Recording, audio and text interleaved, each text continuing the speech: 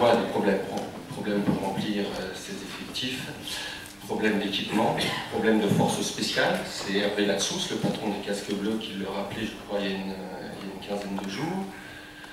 Il y a la France qui est dans un appui complémentaire, mais on se sent bien seul dans cette affaire. Que font nos partenaires européens? C'est vrai qu'ils nous ont aidés à partir de janvier. Il y a quelques Néerlandais qui arrivent pour les forces spéciales, mais quand on prend aussi l'exemple de la Centrafrique, on voit qu'on est obligé d'aller chercher des soldats en dehors des frontières de l'Union européenne. Tout d'abord, je voudrais m'associer au propos de bienvenue de mon collègue et ami Gwendal Rouillard. Si ce lieu, l'Assemblée nationale, est propice à bien des débats, bien des empoignades, parfois bien des querelles, c'est aussi un lieu au niveau duquel, à certains moments, je veux dire, les différences doivent s'effacer devant le consensus républicain. Et que par rapport aux propos que vient de tenir Gwendal, je ne peux que les approuver de la manière la plus complète qui soit. Monsieur le Premier ministre, avant de répondre à la question qui m'a été posée, je voudrais vous dire combien j'ai été impressionné par vos propos, j'allais dire, la vision qui est la vôtre du devenir de votre pays et la prise en compte du fait que finalement, si il n'y a pas une réponse apportée aux défis, j'allais dire, que demande le peuple malien à ce qu'il soit relevé par ces politiques, défis en matière, vous l'avez dit, d'éducation, qui est à la base de tout, de développement, de sécurité, de lutte contre la corruption, l'ensemble des points que vous avez abordés, assurément, les problématiques d'insécurité resteront toujours quelque chose de très prégnant dans ce pays comme dans cette partie du continent africain, parce que les extrémistes de tout poil trouveront toujours un terreau très favorable, je veux dire, s'ils ont un pays pour lequel l'État ne joue pas le rôle qu'il doit jouer, où l'éducation à la citoyenneté, j'ai particulièrement apprécié ce que vous avez dit. Vous savez que même ici en France, à certains égards, nous aurions beaucoup de choses à refaire par rapport à cela. Parce qu'instruire n'est pas forcément éduquer. Et je crois que ce sont un certain nombre de considérations et de points qui sont essentiels pour faire de telle sorte que la situation puisse être stabilisée durablement et qu'il n'y ait plus ce terreau, parce que la misère est toujours, le manque d'État, l'insécurité est toujours quelque chose qui permet donc à ces groupes et mouvements de prospérer. Vous avez posé une très bonne question. Nous avons pu remarquer tout au long de l'opération Serval que nous avons eu un soutien moral sans faille de nombre de nos partenaires européens. Tout le monde a dit très bien, mais quand il s'est agi de passer aux actes, la France s'est retrouvée bien souvent seule, et c'est vrai que cela doit nous interpeller, parce que quand la France intervient au Mali, elle intervient pour trois raisons essentielles. La première, comme vous l'avez souligné fort justement, Monsieur le Premier ministre, c'est à la demande des autorités maliennes pour faire face à une agression qui était une agression caractérisée dont bon nombre d'éléments étaient extérieurs. La seconde raison, c'est pour se protéger elle-même par rapport aux concitoyens français qui vivaient au Mali et plus particulièrement à Bamako pour assurer leur protection, mais plus globalement pour éviter que le Nord Mali reste ce qu'il était devenu, je veux dire, une zone de non-droit où un certain nombre de groupes essayaient d'imposer leurs lois, j'allais dire même leur joug aux populations civiles, et était à même d'en faire une base arrière et un berceau du terrorisme international. Mais aussi, ce qui est vrai pour la France l'est pour l'Europe. Et donc, si nous sommes intervenus, c'est aussi, j'allais dire, pour faire de telle sorte que cette base arrière du terrorisme international n'aurait pas concerné, je veux dire, au niveau de différents attentats, assurément que la France, mais tous les pays européens. Et c'est là où le bas blesse. Et c'est là où on ne peut regretter que nombre de grands pays européens n'aient apporté ni contribution, j'allais dire, humaine, matérielle, au travers du déploiement donc de force, mais aussi et apporter une contribution à cet effort donc sur un plan financier souvent que très secondaire, et avec, je dirais même parfois, une contribution d'accompagnement aux efforts que vous venez de développer, monsieur le Premier ministre, de l'État malien pour essayer de restaurer, j'allais dire, sa souveraineté et ses capacités d'action, qui sont elles aussi quelque peu secondaires. Je voudrais continuer sur cette question financière que vous venez de souligner. On voit bien qu'on agit dans des contraintes limitées. Bruxelles nous a à l'œil. On dépasse déjà allègrement les 4% de déficit.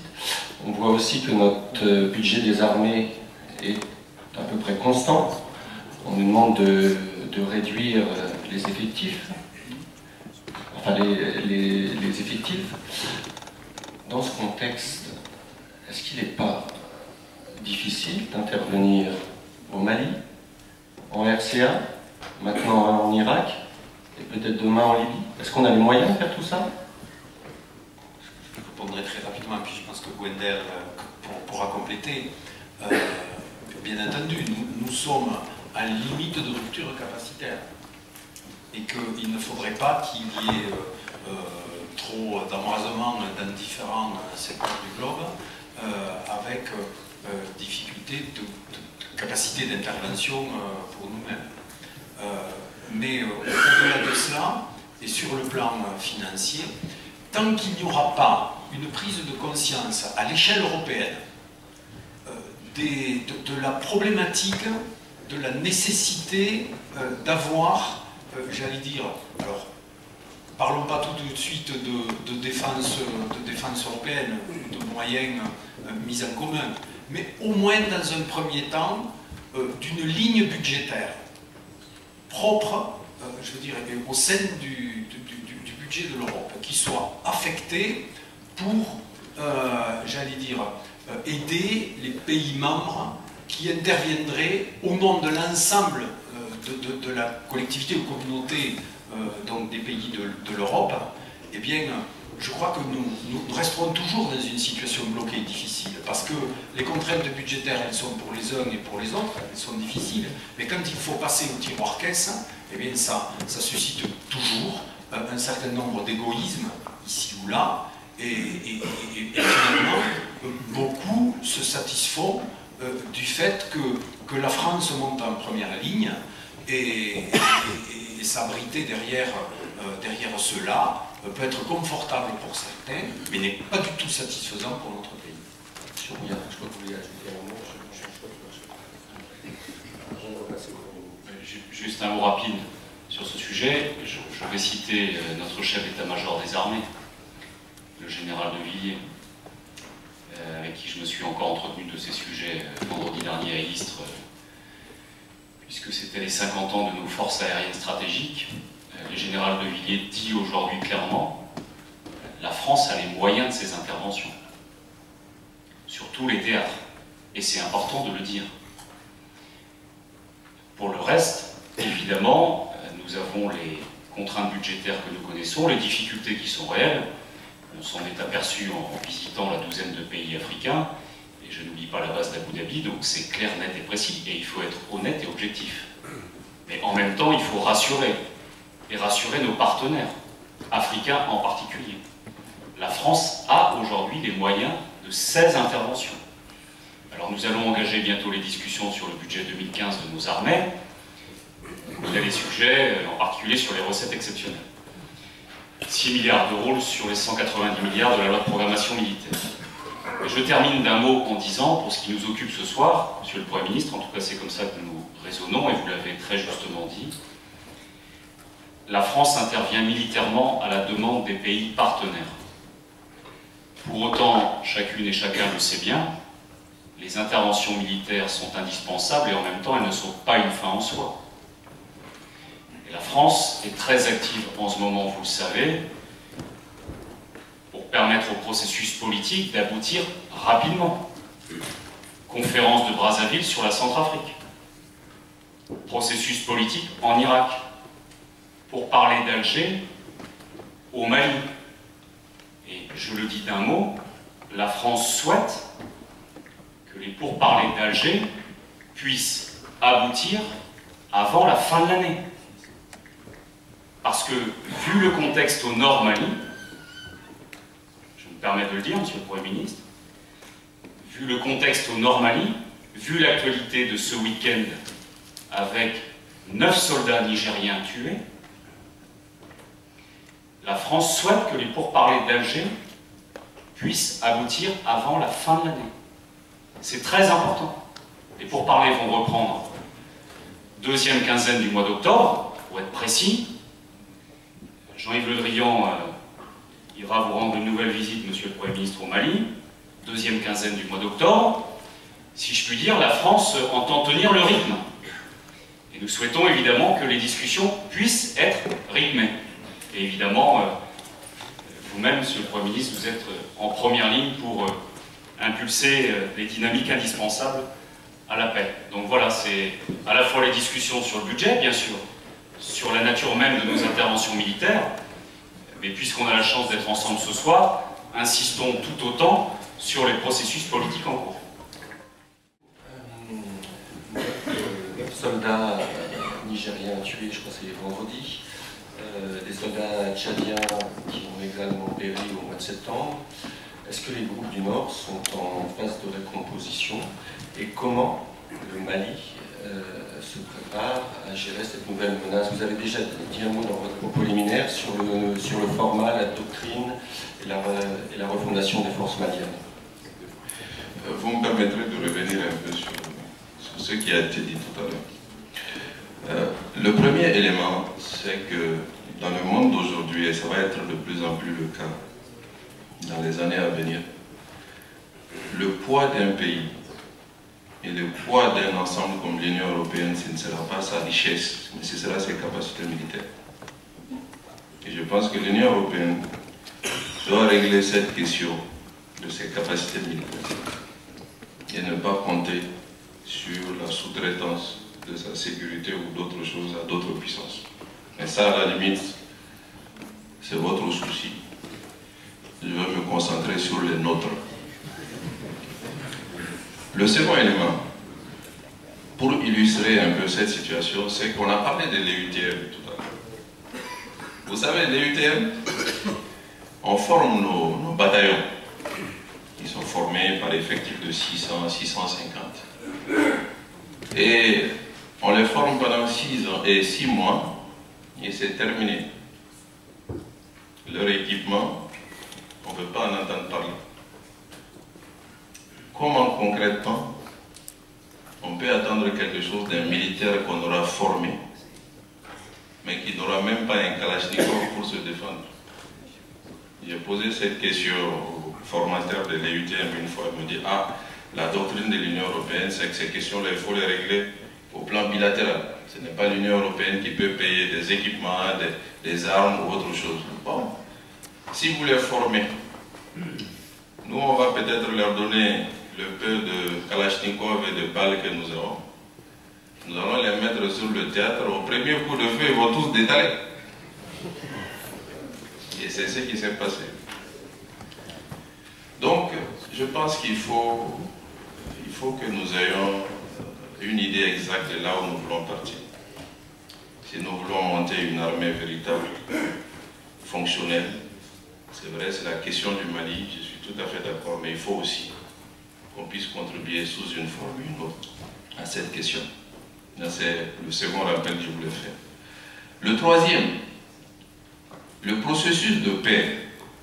Nous allons tous nous employer à ce qu'il aboutisse avant la fin de l'année.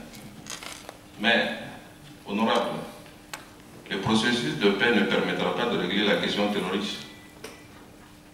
Au nord de notre pays, nous avons deux types de groupes. Vous avez les groupes armés qui ont des ambitions politiques. Le processus de paix permettra de régler cette question, nous l'espérons. Mais vous avez des groupes autrement plus redoutables qui n'ont pas d'ambition politique, qui sont aujourd'hui beaucoup plus forts sur le terrain que les groupes rebelles. Ça, il faut qu'on se dise cette vérité. L'avantage du processus de paix, c'est qu'il permet de distinguer ceux qui s'inscrivent dans un processus politique pris en compte dans le désarmement, la démobilisation et la réinsertion seront pris en compte. Ceux qui s'inscrivent dans le califat, dans le terrorisme international, dans le djihad, qui sont beaucoup plus redoutables que les groupes armés rebelles, encore une fois je vous le dis, resteront là en train de se battre contre le Mali, contre l'Occident, contre tout le monde. Donc le processus de paix ne permettra pas de régler la question terroriste. La question terroriste, il faut que nous nous apprêtions tous, vous et nous, et la MINUSMA, Inch'Allah, à nous organiser, à nous battre sur plusieurs années contre la donne terroriste. Et que ce combat militaire de défense et de sécurité soit complété par le combat d'éducation, de sensibilisation sur la religion, et soit terminé par le combat pour le développement. Aucune action militaire seule, vous l'avez dit, ne permettra d'arriver à bout du terrorisme. Il faut que l'action militaire soit accompagnée par des actions de sensibilisation, d'éducation, de présence sur le terrain, et soit terminée par des actions de développement. Parce que c'est le chômage, les frustrations, l'inemploi qui font que ces jeunes suivent ces groupes terroristes et autres. Donc, le terroriste, on ne le distingue pas du rebelle. Le poseur de mine, aujourd'hui, il va se balader avec la bannière du MNLA, on va le laisser passer. Et à 100 mètres plus loin, il va aller poser une mine contre les Tchadiens ou contre les Nigériens. Donc, on a une situation de terrain où on ne sait plus qui est qui. Et je vous informe que les terroristes, ils ont compris, ils ont rasé leur barbe. Ils ne sont plus avec des pantalons courts maintenant, ils ont des pantalons longs comme nous tous. Ils ont compris. Ils se baladent en moto, ils ont les bannières de tous les groupes armés qu'on tolère, et ils profitent de cette situation pour procéder à des actes terroristes. Donc, allons rapidement au processus de paix pour distinguer les uns et les autres, engager un processus de désarmement, démobilisation, réinsertion, pour que et les groupes rebelles qui s'inscrivent dans un processus politique et le gouvernement, nous nous donnons la main avec vous, avec la MINUSMA, Inch'Allah, pour lutter contre les terroristes et les narcotrafiquants qui sont les deux groupes les plus dangereux de cet espace sahélien et qui sont autrement plus dangereux et déterminés que les groupes armés, rebelles et autres. C'est ça la réalité sur le terrain. Donc ceux qui profitent aux attentats et autres contre la MINUSMA, c'est la situation où on ne sait plus qui est qui et où il y a des tolérances à gauche et à droite. Ça se passe comme ça. Aujourd'hui, vous avez des groupes qui se baladent armés sur le territoire national, qui arrivent à un checkpoint de la MINUSMA, qui montrent un ordre de mission MNLA et puis on les laisse passer. Ou un ordre de mission HCUA ou MAA, signataire du processus d'Alger, on les laisse passer. 100 mètres plus loin, ils vont aller poser une mine sur laquelle va sauter les Tchadiens. C'est ce qui se passe au nord de notre pays. Donc, processus de paix, allons-y rapidement, finalisons, au moins ça aura l'avantage de clarifier pour nous permettre de faire face. Et c'est là pendant plusieurs années, il ne faut pas du tout penser qu'on va régler cette question-là à court terme, aux véritables groupes qui sont les dangers sur notre territoire. Stratégie asymétrique au fond de la guérilla et souvent des bases qui ne sont plus celles de l'État. On fait face à une menace transfrontalière. c'est pas la coopération régionale qui peut permettre aussi, et notamment la coopération régionale accrue en matière de renseignement, de bien distinguer qui est qui, parce que la porosité entre tous ces éléments, tous ces combattants, et entre tous ces groupes qui se créent, se recréent, se recomposent, est très importante. Mais là encore, quand on parle de coopération régionale, on a une multitude de structures. On a le CEMOC, le G5 maintenant, on a des structures de coordination. Est-ce qu'il ne faut pas mettre un peu d'ordre dans tout ça et accélérer ce processus de coopération régionale? Assurément, en sachant aussi que, je veux dire, la notion de frontière est quelque chose qui, par rapport à des populations qui habitent, j'allais dire, sur ces territoires, est une vision un peu administrative des choses. Voilà, la frontière sur le terrain, elle n'est souvent pas matérialisée, je veux dire, entre guillemets, alors avec tout ce que cela comporte. Il faut savoir aussi que derrière l'aspect, j'allais dire, strictement politique ou terroriste, il y a parfois aussi des éléments mafieux qui jouent, j'allais dire, de cette situation et qui prospèrent d'autant plus facilement qu'il n'y a pas de structure étatique proprement et clairement affirmée donc sur ces territoires. Et donc cette notion de suivi, de connaissance, de renseignement et de recherche est quelque chose d'essentiel. Et qu'en tout état de cause, cela doit passer par, comme vous l'avez fort justement dit, par une plus forte coopération, par des actions aussi à certains moments, j'allais dire, d'intrusion pour avoir la connaissance de l'intérieur de ce qui peut se passer, et puis d'utiliser tous les moyens, des plus traditionnels aux plus modernes, pour arriver à bien connaître et bien traquer les flux. Parce que au départ, il faut avoir l'honnêteté de reconnaître que le chaos libyen, je veux dire, a essaimé sur l'ensemble de cette région, et qu'il y a pas mal d'armes, etc., qui sont sorties des entrepôts de Kadhafi et qui ont été quand même un des vecteurs. Et donc, en fonction de cela, il ne peut pas y avoir, j'allais dire, une stabilisation, je veux dire, que sur une partie de cette bande sahélo-saharienne. Et que s'il y a un certain nombre de pays qui jouent aujourd'hui un rôle clé et qui sont plutôt stables alors que pendant longtemps ils ne l'ont pas été, je pense au Tchad.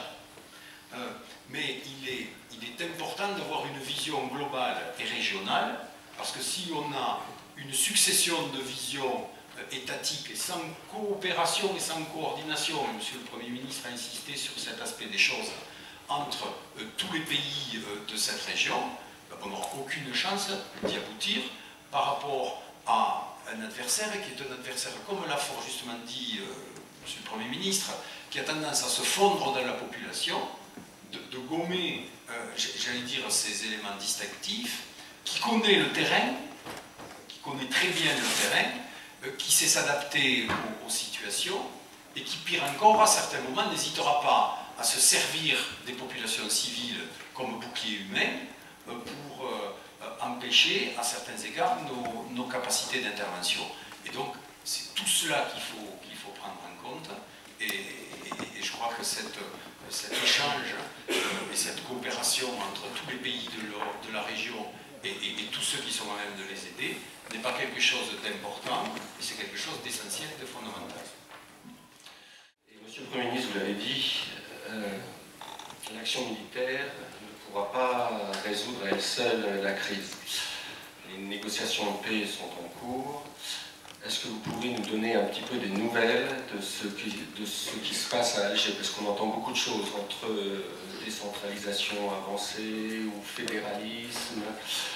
Est-ce que vous pouvez vous entendre avec les groupes? Quelle échéance? Et puis je demanderai à nos deux députés aussi de nous parler de l'accompagnement politique de ce processus en conjoncture. Bien. Le processus, comme vous l'avez sans doute vu a été assez laborieux. Puisque pour la première fois de l'histoire de notre pays, nous avons souhaité que le processus de paix et de dialogue soit suffisamment complet pour aborder l'ensemble des aspects de la crise. Les différents accords qui ont été signés par le passé ont été signés entre le gouvernement et les groupes armés, en tête à tête. Et je dirais même mieux, entre l'armée et les groupes armés. Parce que même souvent, comme ça a été le cas en 2006, 1991, le gouvernement n'était pas associé. C'est le chef d'État avec les militaires qui négocie et puis qui conclut un accord. Qui, pour la plupart du cas d'ailleurs, est plutôt un accord de cessez-le-feu, plutôt qu'un accord de traitement global et politique de la crise. Tamanrasset, c'était ça. Le pacte national est allé un peu plus en détail, mais accord d'Alger de 2006, c'était clairement ça. Nous avons engagé une discussion pour essentiellement éteindre le feu, sans forcément avoir le souci de la non-récurrence de la crise. Donc cette fois-ci, nous avons dit qu'il faut qu'on aborde les questions dans le fond. Les questions de politique institutionnelle, gouvernance, les questions d'armée, de défense et de sécurité, les questions de réconciliation nationale, mais aussi les questions de développement. C'est pourquoi vous avez 4 groupes thématiques qui ont été constitués depuis le début pour traiter questions institutionnelles d'une part, questions de défense et de sécurité, questions de réconciliation et enfin questions de développement. Maintenant, nous avons aussi souhaité que ceux qui forment la grande majorité silencieuse, qui n'ont donné mandat à personne pour aller engager une rébellion en leur nom, que ceux-ci aussi on puisse les écouter, c'est-à-dire la société civile. La société civile du Nord, dans toute sa diversité, a été écoutée à Alger. Toutes les composantes, les élus, la chefferie traditionnelle, d'autres formes d'organisation. Et donc nous avons un processus qui a été long, difficile, mais je pense qu'il est bien engagé. Puisque, à l'heure où on parle, le gouvernement a fait son offre de paix, les groupes armés, dans leur diversité, ont fait leur offre de paix. Les médiateurs, au rang desquels la France joue un rôle important, côté de l'Algérie, de l'Union européenne, de l'Union africaine, de la CEDEAO, du Burkina, du Tchad, doivent faire la synthèse.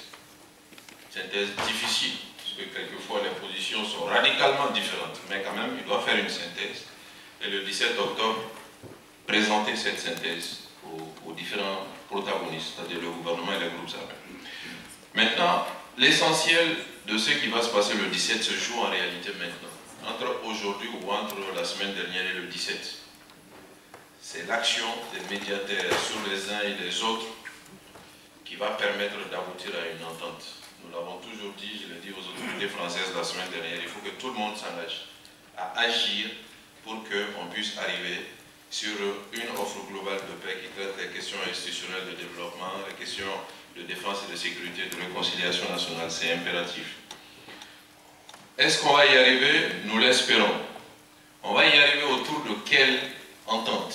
Ce qui est sûr, c'est qu'on ne peut pas gouverner le territoire du Mali comme on l'a fait les 54 précédentes années. Impossible. Ce n'était pas efficace, on n'a pas attendu la crise pour faire le constat. Donc il faut qu'on fasse en sorte de donner beaucoup plus de pouvoir, de marge de manœuvre, de ressources. Et quand je dis ressources, ce n'est pas forcément des ressources financières, des ressources en termes de services, ressources humaines et ressources financières pour que les communautés à la base, réunies sous forme de communes ou de régions, puissent disposer de suffisamment d'outils afin de pouvoir impulser par elles-mêmes leur propre développement. Ça, c'est indéniable. Maintenant, quelle forme ou quel nom donner à ce surcroît de pouvoir? Certains disent, je dirais, autonomie, fédéralisme, décentralisation poussée. Aujourd'hui, le contenant n'a pas beaucoup d'importance. C'est le contenu, pour moi, qui est le plus important. Tout le monde le dit d'ailleurs. C'est sur ça que nous devons regarder, nous devons aller apprécier. Donc, le gouvernement est prêt à faire les efforts nécessaires pour que le maximum de pouvoir possible puisse être transféré aux collectivités locales pour qu'elles puissent par elles-mêmes atteindre tous les objectifs de développement humain, développement économique et social auxquels aspirent les communautés. Maintenant, après, c'est aux communautés de se donner le leadership à mesure de mener à bien cette fonction. Sur le plan des armes, de l'armée et de la sécurité aussi, des efforts importants sont prêts à être consentis pour que l'armée malienne soit une armée nationale, mais ça a toujours été le cas. Que les responsables des différentes communautés qui ont des vocations militaires puissent servir dans l'armée nationale sans aucune discrimination que ce soit.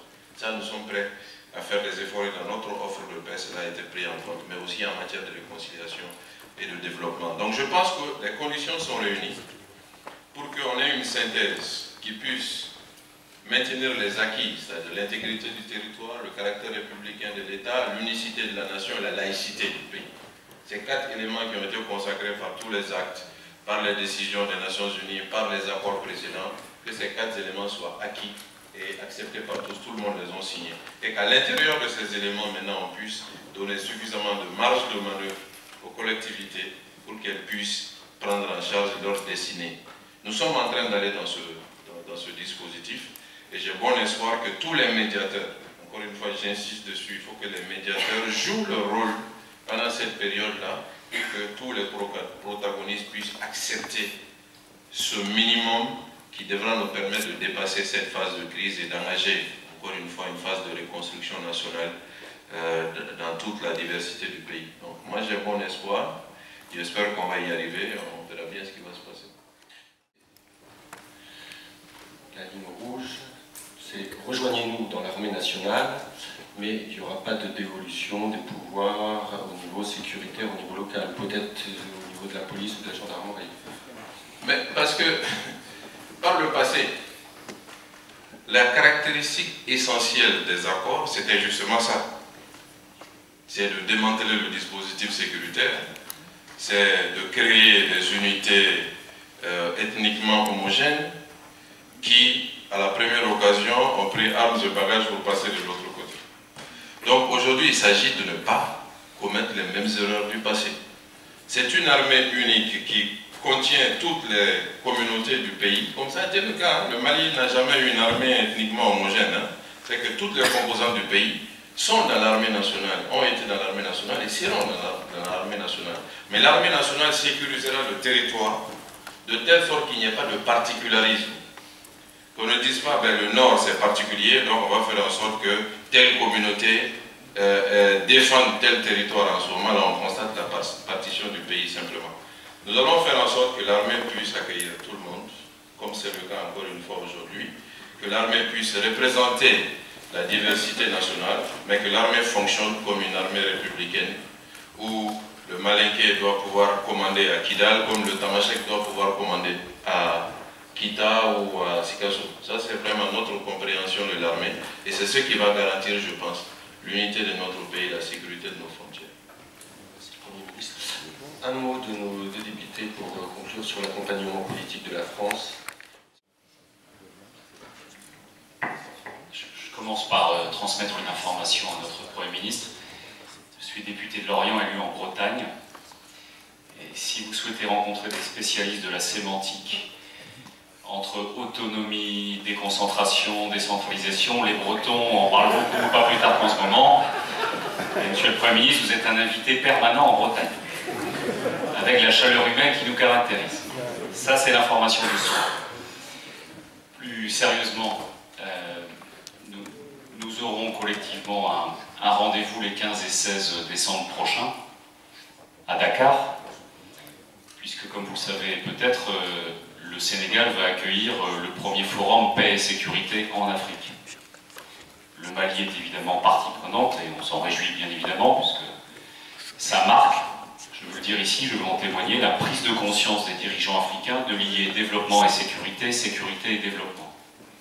Et votre propos ce soir, Monsieur le Premier ministre, l'illustre très bien. Nous souhaitons que ce forum puisse être bien évidemment utile, et pour être utile, nous aborderons ensemble, me semble-t-il, les aspects politiques, les aspects sécuritaires, les aspects opérationnels, à la fois les processus en cours, les discussions budgétaires par exemple sur vos lois de programmation respectives, et sur la manière dont la France et je l'espère d'autres États européens pourront vous aider. Ça c'est un rendez-vous très important, 15 et 16 décembre, et j'espère que ça marquera d'une certaine manière une nouvelle ère, à la fois pour pour les partenariats, à la fois pour notre détermination collective à lutter efficacement contre le terrorisme, et puis je l'espère pour permettre aux armées africaines d'être plus solides. Si je puis me permettre d'un mot et j'en termine, j'ai regardé de près l'armée nigérienne et la manière dont le président Issoufou en particulier ces dernières années a façonné une forme d'inclusion de l'ensemble des communautés nigériennes au service de l'armée républicaine du Niger. Et même si les situations sont bien évidemment différentes, l'exemple nigérien, me semble-t-il, est à méditer. Parce qu'il a réussi, me semble-t-il, avec l'ensemble des composantes de la société nigérienne, à garantir à la fois la reconnaissance dans la diversité des uns des autres que vous évoquiez en introduction de votre propos, et en même temps à concevoir et à construire une unité au service de l'armée républicaine nigérienne. Voilà, je termine par un motif d'espoir, parce que c'est très concret, c'est très opérationnel. Nos militaires travaillent très très bien avec l'armée nigérienne, comme on travaille très très bien, de mieux en mieux avec l'armée malienne, et on a des motifs d'espoir, et si on est ce soir ensemble, c'est aussi pour cultiver un espoir partagé. Un pays albigeois, aussi, en la matière, nous en connaissons autant que nos amis bretons. Ceci étant dit, effectivement, c'est un défi que celui d'essayer de faire de telle sorte qu'au niveau de cet échange, de cette discussion politique qu'il va y avoir, sorte un accord qui permettra de séparer, je ne vais pas dire le bon grain de l'ivraie, mais en tout état de cause, ceux qui sont dans un processus politique et ceux qui sont dans un processus djihadiste ou autre, qui de toute manière ne rentreront jamais dans un discours et dans un processus politique quel qu'il soit, parce que leur raison d'être, c'est de vous combattre, de nous combattre, et de combattre ce que et vous et nous représentons. Donc, en fonction de cela, faut-il être prêt à relever ce défi, et comme vous l'avez fort justement souligné, qui risque d'être quelque chose de très long, et qu'en tout état de cause, qui ne s'arrêtera pas, même s'il y a un accord politique, dans les semaines, dans les mois qui suivront cet accord politique. Au-delà de cet aspect des choses, j'ai eu l'opportunité ces dernières années d'aller 5 fois à l'Afghanistan, qui est un pays, je ne vais pas dire que je connais très bien, mais je le connais un petit peu. Et la situation est une situation aussi qui est une situation un petit peu complexe entre les différentes ethnies et avec un cadre qui a été celui de l'ANA visant à assurer cette mixité que vous appelez de vos voeux, même si parfois c'est complexe, et avec un élément qu'il faut que nous prenions en compte. Moi, quand on m'expliquait qu'il y avait un taux de désertion relativement fort, mais quand vous avez quelqu'un qui est du sud d'Afghanistan, qui est envoyé pour combattre dans le nord de l'Afghanistan, qu'on lui dit, par rapport à nos standards à nous, tu vas avoir 15 semaines de permission, mais qu'il lui faut quasiment une semaine pour partir de son lieu d'affectation pour rentrer chez lui, et autant pour revenir. Et en fonction de ça, il y a des éléments dont il faut pouvoir tenir compte par rapport aux difficultés logistiques et puis au cadre qui fait que quand on arrive chez soi, ben, il y a tout un tas d'éléments et de contraintes qui fait qu'on ne peut pas repartir aussi rapidement que ce qu'on souhaiterait. Ce qui veut dire que tout ceci sera à prendre en compte à un moment ou à un autre, parce que les zones sont ce qu'ils sont, mais qu'à un moment donné, ils ont besoin aussi de pouvoir se ressourcer, tout militaire qu'il soit, auprès des leurs. Et donc, pour terminer, oui, la France doit jouer un rôle pour essayer de favoriser le dialogue et l'échange, mais avec une limite qui doit être une limite forte et stricte, qui est la non-ingérence dans les affaires internes maliennes, comme de tout autre pays. Parce que je crois que c'est un point, un élément fort et essentiel, et en tout état de cause, toute ingérence serait immédiatement et légitimement sanctionnée par l'une ou l'autre des parties qui s'estimeraient lésées par une intervention et par des pressions qui ne seraient pas équilibrées. Et donc je crois que c'est important que nous puissions rester dans ce cadre. Merci, monsieur le député.